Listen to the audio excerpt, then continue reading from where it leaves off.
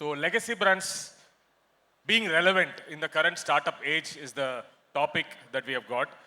இப்போ நம்ம ரெண்டு டைப்பான பிஸ்னஸ் பார்க்குறோம்.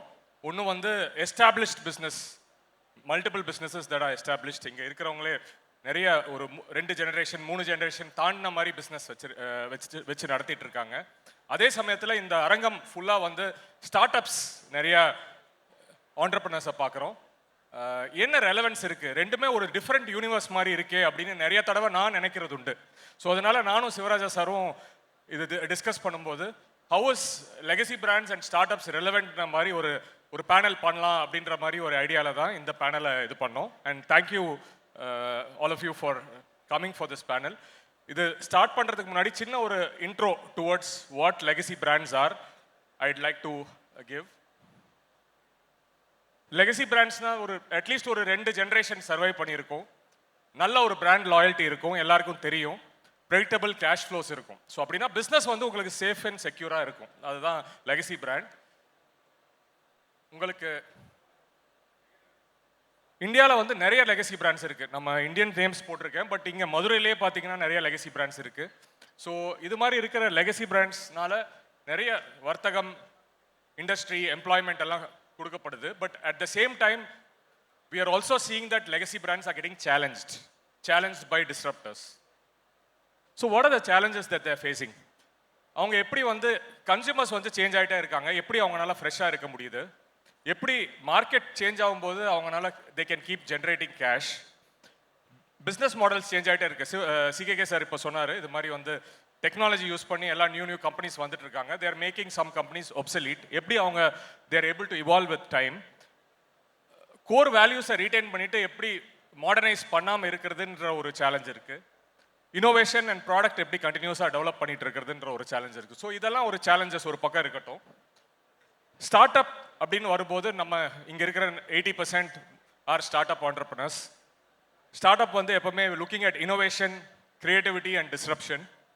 ஒரு க்ரோத் மைண்ட் செட்டோட வரும். ஒன்று hit big or go home அப்படின்ற மாதிரி ஒரு மைண்ட் செட்டோட வரும். ஒரு கேல்குலேட்டட் ரிஸ்க் எடுக்கிறது ஸ்டார்ட் அப் இல்லை. ஒரு கல்ச்சர் டு ஹசில், எதுவுமே இல்லாமல் வந்து ஏதோ பண்ணணும் அப்படின்னு ஸ்டார்ட் அப்ஸில் நினைக்கிறோம். ஸோ இதெல்லாம் வந்து லெகசி பிராண்ட்ஸ்க்கு எகென்ஸ்டாக வருது இந்த rules of the game. Funding வந்து கன்ஸ்டன்ட்டே இல்லை. ஏன்னா இப்போ வந்து யாருக்கும் நல்ல ஐடியா இருக்குது, நல்ல எக்ஸிக்யூஷன் இருக்குது, நல்ல ஆண்டர்பிரினர் இருக்காங்கன்னா ஃபண்டிங்க்கு வந்து அது குறையே இல்லை. Multiple ways you can raise funding. Sharing wealth வந்து ஒரு நார்ம் ஆயிடுச்சு. இப்போ இன்ஃபோசிஸில் 20 இயர்ஸ் முன்னாடி கேள்விப்பட்டோம் இது மாதிரி வந்து ஒரு டிரைவர் கூட மில்லியனர் ஆகிட்டாருன்னு. பட் அது மாதிரி வந்து இப்போ எல்லாருக்கும் வந்து இசாப்ஸ், வெல்த் ஷேரிங் வந்து ஒரு நார்ம் ஆயிடுச்சு. ரிஸ்க் ரிவார்ட் ரேஷியோ வந்து totally it's change to for the good in some ways. அப்புறம் average age of the team ஒரு ஸ்டார்ட் அப்பில் எடுத்தோம்னா ஆவரேஜ் ஏஜ் இப்போ 25 இருக்குது. ஸோ இந்த மாதிரி எல்லாம் வந்து ஒரு ஸ்டார்ட் அப்ஸ் மூவ் ஆகிட்டு இருக்கும்போது நிறைய சக்ஸஸ் நம்ம கண் முன்னாடி பார்க்கும்போது எப்படி இதில் வந்து ஒரு பாரம்பரிய businesses where does it stand அப்படின்றது தான் இன்னைக்கு ஒரு டிஸ்கஷன். நிறைய கேஸ் ஸ்டடி பார்த்துருக்கோம். I just want to highlight a few case studies just to refresh your memory. OYO Rooms, எல்லாருக்கும் ஓயோ ரூம்ஸ் தெரியும் இல்லைங்க?